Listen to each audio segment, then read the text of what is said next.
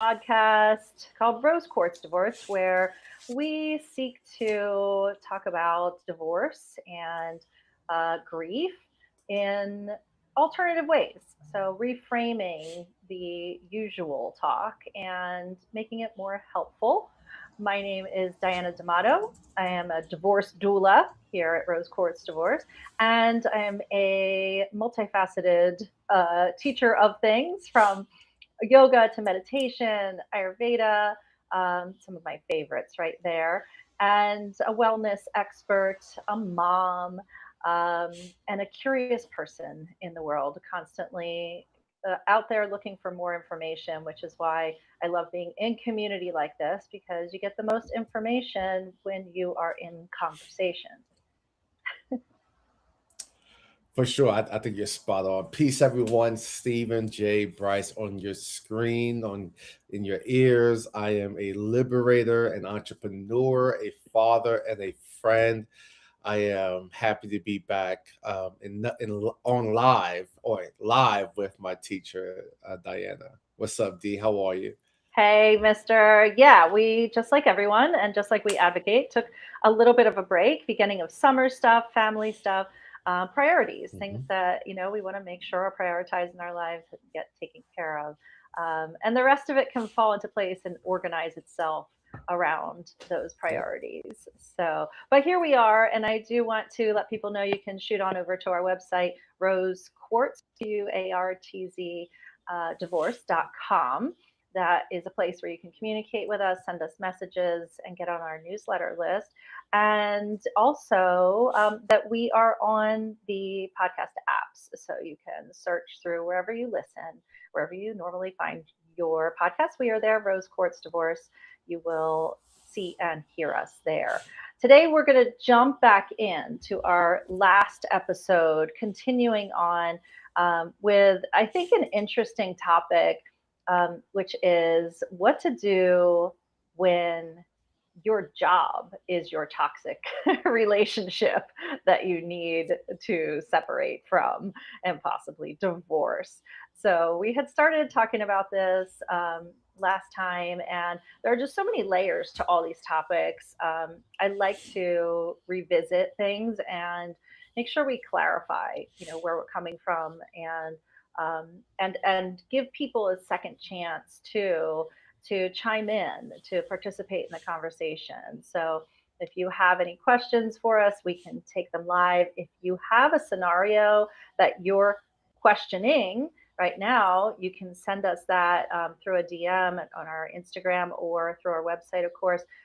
But we'd love to talk through some of these things. I think we've all been, if you've had probably more than one job in your life, we've all been and can relate to being in a situation where you just know that it's time to go. Yeah.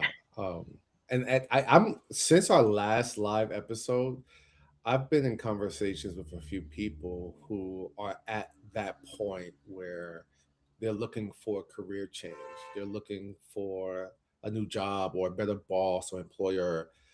I was just having drinks with my ex yesterday about how well she was sharing with me how she is just tired of her law firm. She's an attorney, and how she was sharing how much her employer was just an asshole, and and she's just like fed up, tired, right? And so it's very common, more than I realize. Yeah, and it's very emotional. So I think, her being able to share that with you because you guys are so close is excellent because, that is the thing, or it's like here we are at work, we're supposed to be doing business and professional and everything, and yet we're emotional creatures. and Yeah. and like it's going to be emotional to come to the realization, maybe, that you work for an asshole, right? And it's like you've gotten yourself into this situation and you've potentially worked really hard to get into that situation between, goals and then education, and then actually, hitting the ground running and doing the work. And you get to a certain point where I think the same thing with relationships that people get into, where it's like, I've invested time and parts of myself in this thing, right? And how can I walk away? Yeah, for sure. Um, I think the emotions, is that a rhetorical question, or was that a No, legitimate no. question? I mean, yeah, it's like how can I walk away from this? I mean, it's a real question. Like how do you walk away from your paycheck? Yeah, with a plan, right? Do There you not go. just walk away unless you're trying to start a company, which I probably wouldn't recommend that you just give up your day job for a dream, initiative, unless you have, months of living expenses available to you, or if your business venture is like very promising, you have clientele and things like that. But and maybe this sounds so simplistic, but you leave when you have a plan in place, Yeah, right? So that's absolutely right. So it's like the emotions, I think, probably are the first signal, right? Where you're bringing home stuff over and over again. It's not just a bad week. It's not even just a bad quarter. It's just a bad situation, and you're at work for the you know primary part of your day, so that all sticks to you. And then if you're bringing that home, I think feeling all those emotions, if your job, your profession is making you overly emotional on a regular basis, I think that's a first warning sign that your job might be your toxic relationship. And I think then there's also like behavioral signs you can look for um, that are going to signal to you that it's time to make a plan, like you're talking about. So, behavioral signs in the workplace, like, okay, my boss might be an asshole, right? But like, what are the behaviors that I'm noticing that I can clock and like know that I'm not just making an emotional decision, right? That might be the first part, but then actually taking note of the things that many people maybe are doing in your workplace. So I'm thinking of, and I don't want to use your partner's situation as the total example, but like X, X, your ex X. partners. I mean, you're still partners in some way with your kids. So your ex Well, no, no, partner. not my ex-wife, my ex-girlfriend. She just moved into the city, and Oh, so, okay. yeah, yeah. Oh, okay. All right. You had my head spinning a little bit there. Gotcha. You always keep me on my toes, Stephen. What's going on in Stephen's life? Uh, Yeah, it's a but like, movie. yeah, like what would you think are things that we should look for in bosses? And I can share too that are unacceptable behaviors. Right. So we're not just making this emotional decision to leave. I think, especially in her case, one of the things that she mentioned was how her employer, her boss, seems to have a miserable personal life, with his family and social life, and he takes it out on his staff. So he kind of Mm. defer the negativity that he's experiencing personally into the workplace, which makes everyone on edge, makes everyone uncomfortable, dreading coming into the office, or and even actually putting their best foot forward for their clients, right? Because this is a law firm, and if you're not taking care of your attorneys, your soldiers, then it's going to be difficult for them to take care of their clients. Mm. So employers have to be careful with allowing, or had to monitor how they're showing up in the workplace, and how maybe the challenges of their personal life could be impacting what's happening in their workplace. It makes me think of how, like, in my mind, the best businesses or corporations, whatever, are places where coaching is built in, where it's not like, oh, the CEO is the CEO and is perfect now because they're the CEO, or whoever the people at the top are. They are all also being coached, which is in some way getting therapy. right? So that they can actually be better and not bring bad behaviors into the workplace on a regular basis. Yeah. So that's And that's another deficit that she brought up, that she's not receiving the coaching, the mentoring that she was hoping to receive. She just received her law degree, just graduated maybe 2 3 years ago, or 4 years ago maybe. And she was in DC for a little bit working there, and then she decided to move back to Philadelphia. And and she was hoping that she will have, like, get some coaching, right? A young attorney, fresh out of law school. She's not experiencing that, and so when she's trying, and for her, you know, she shared with me how she wanted to switch departments, or work with other lead partners. I think that's the title, right? A partner attorney, something like that. I don't know what the hierarchy might be within law firms, but she wanted to change, teams. But there's like these strict, I guess, procedures or roadblocks that prevents her from being able to say, "Hey, I don't think this team is working well for me. Can I work with attorney so and so?" there you go. And I think So another like behavioral thing is like team. How is your team, not just your boss? So yeah, it doesn't have to be your boss that's the problem. It could be yeah. like more like lateral peers um, that are just not, you know, doing anything for you in terms of your growth and your expansion. Or like in yoga, we always say like drop what no longer serves you. Like if they are not Right. serving you in some way. I mean, you and I talk about service all the time. It's like, being of service to each other. And that doesn't mean like bringing someone their coffee or bowing down in any way to someone, but, being on a team that is uplifting in some way.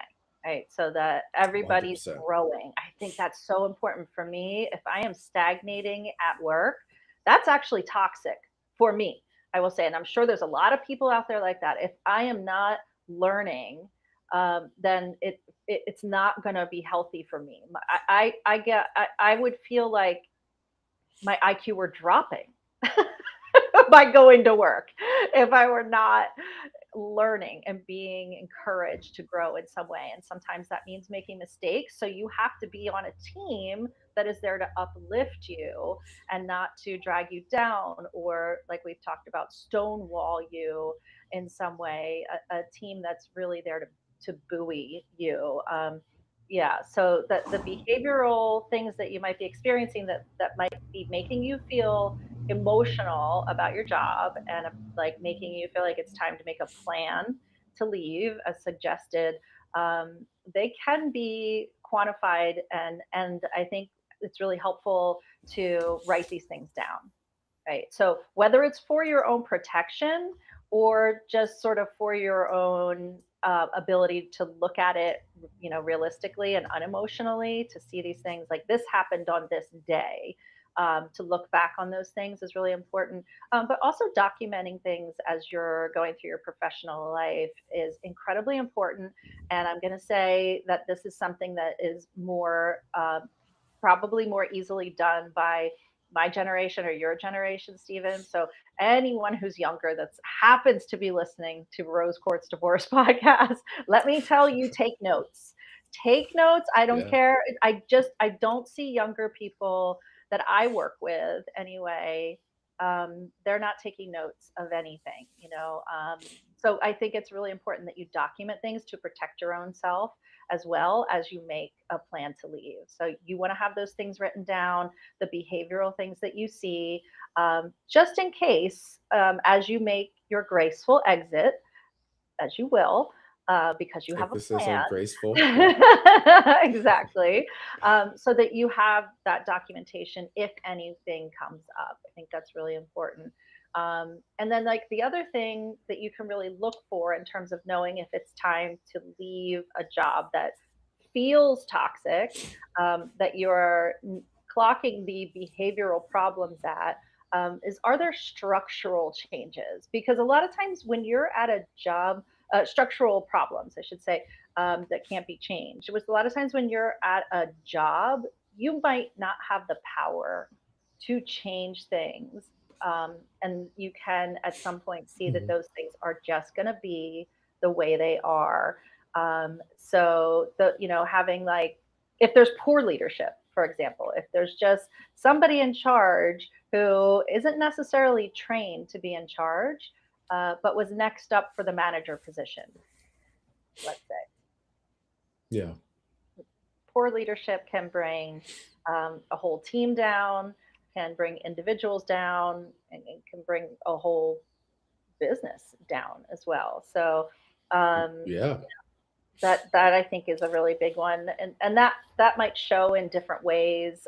It might be the fact that no one's coaching you, no one's mentoring you. That person's not truly a leader. They might be the manager, or have some other title like that, but how, are they, do they have leadership qualities? Absolutely. And I think, one thing that leaders must understand is that leadership is about influence. It's about relationship. It's not all about dictatorship, you dictating vision, operations, SOPs, outcomes, KPIs. It's not just about dictating the X's and O's. It's about how you connect with those who believe in your mission, right?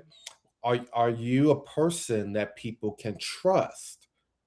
Trust is not always about X's and O's. It's not always objective. It's subjective. How do I feel being around you? How do I feel when you walk into the room? Right? Um, how do I feel about representing your brand when you're not around? When I'm not in the office? When I'm out and about? Do I feel? Is it natural for me to discuss and talk about your company? Right? And all of that, I think, of course, has a part. I think mission, vision, um, and things like that plays a part in that, but it's also the character, the personality of the leader itself, right? And so I want to encourage leaders to study humans, take courses on human studies, learn how we think, take courses in on psychology, right? And allow these principles of the complexities and dynamics of human beings to perhaps help you create a strategy for how you show up in the world. You don't have to be a jackass. You can be a good person and be a good leader.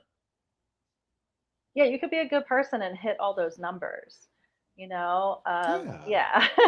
So and I think like that, to take it back to something you said earlier, that it's kind of like, what is that person's life like? A leader is not just a manager, is not just a spreadsheet person.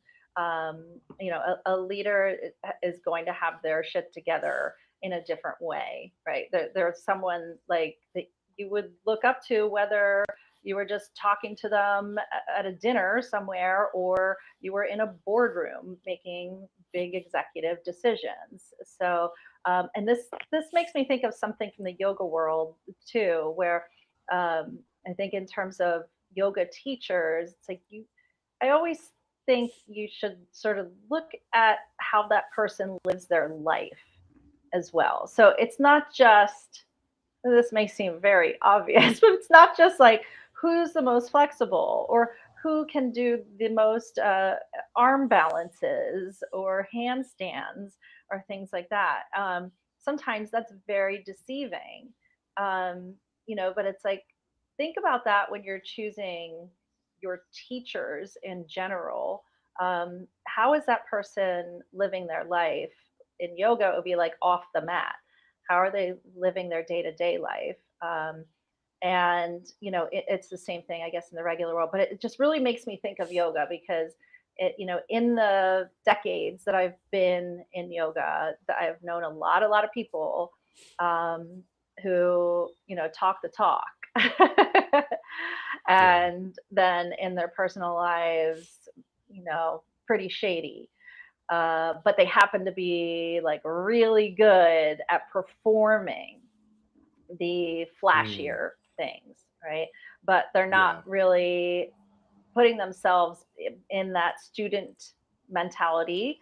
They're not really humble about their practice in some way, about their lives really in some way. But they're, the ones who are always spewing their wisdom at the beginning of class or something like that, where it's just uh, so much. And it's like, okay, like we all know things, okay?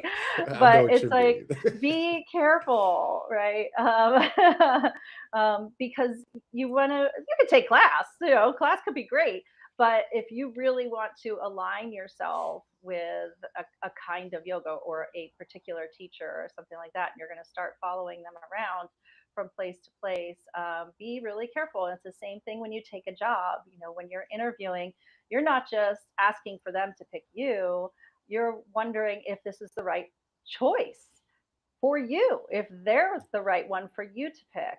And I think it's hard, when you need a paycheck and you, you're interviewing and not getting things, and then finally you get an offer. It's hard. Sometimes it's disenchanting. You get into the situation, and the honeymoon period ends. A couple weeks into that new job, and all the realities are hitting. Sometimes it's hard, but just like we always say, leaving a job, just like leaving a marriage, isn't a failure.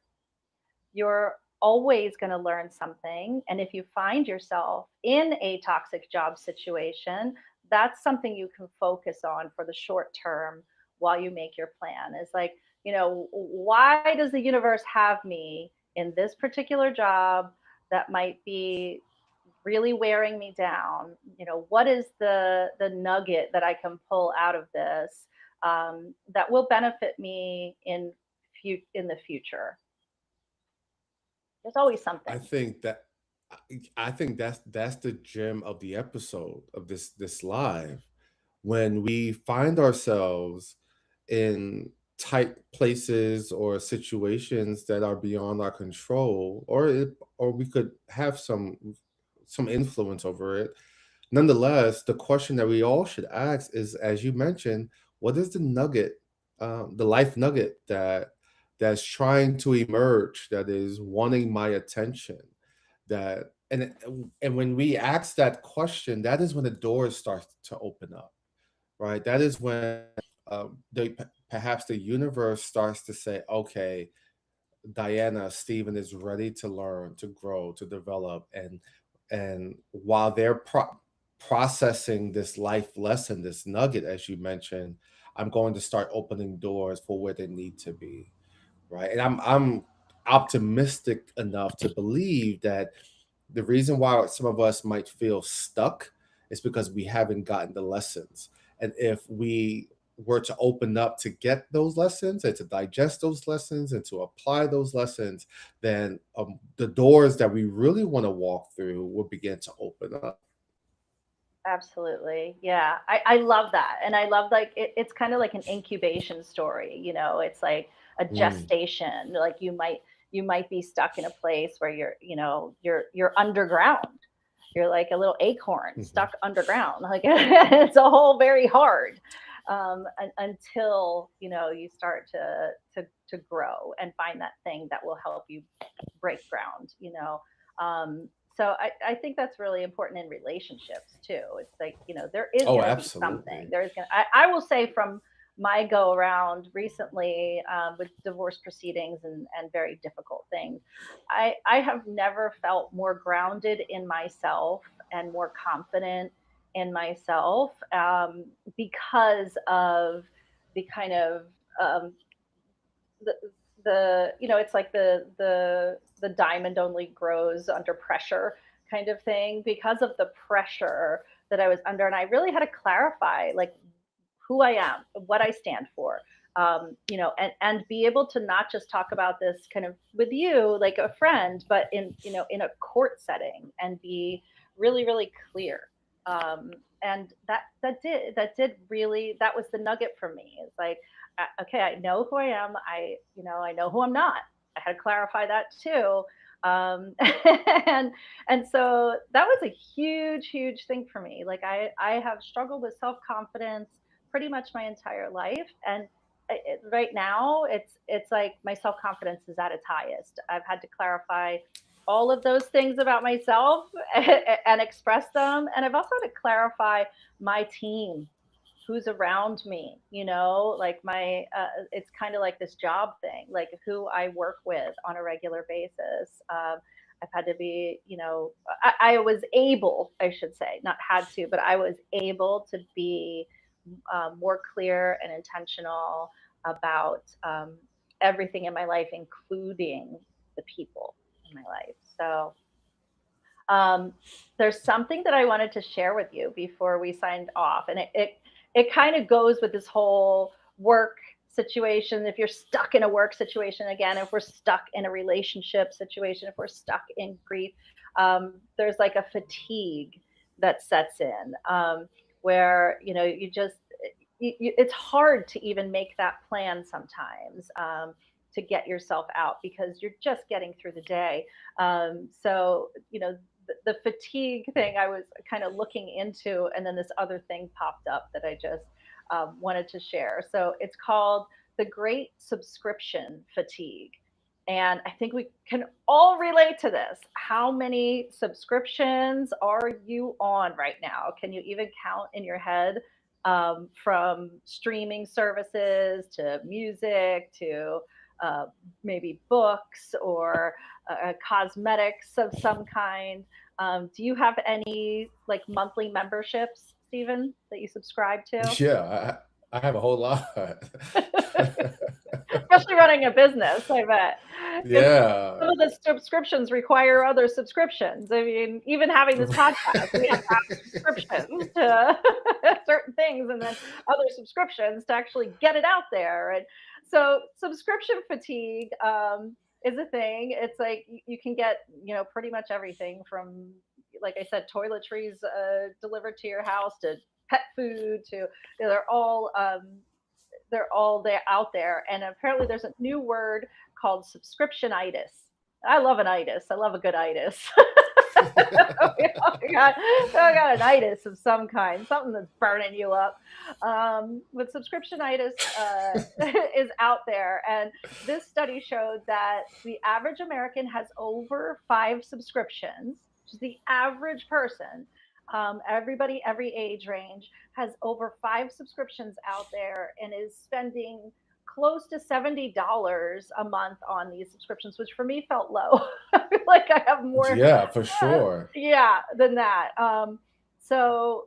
Okay, so it said close to 70, but another study put it around $300, which that probably feels more correct to me.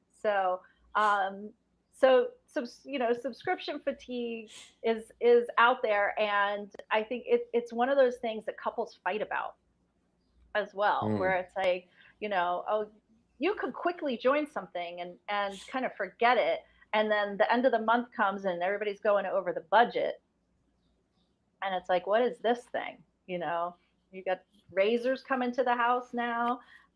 You got, yeah. you know, yeah, you got pet food coming to the house now. So, it's subscriptionitis is out there. I get it. I wonder how many people can relate. I definitely can. Um, and they're tough to cancel. So once you get in there, they're tough to get out of.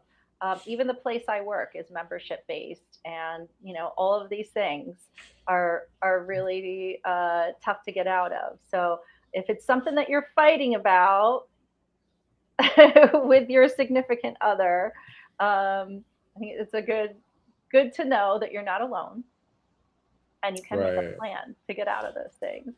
So For sure. For sure. I think subscription models is lies at the fabric of capitalism, right? Before we had all of these streaming services and apps and business tools, we we had mortgages and loans and cable TV and car notes, and all of those are subscriptions essentially, right? Oh You my God, subscribe to you're live in a right. neighborhood, and you have to pay every month either mortgage or rent to live in that to subscribe to that neighborhood, right?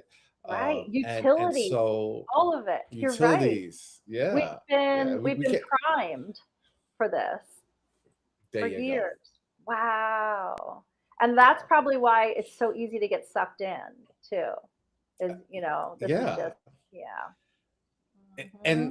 and largely due to our desire to live in convenience, right? Think about Amazon Prime, right? We order something online, we don't want to wait 4, 5, 6, 7 days for that package to arrive. We want that package to arrive within the next 5 hours or first thing in the morning.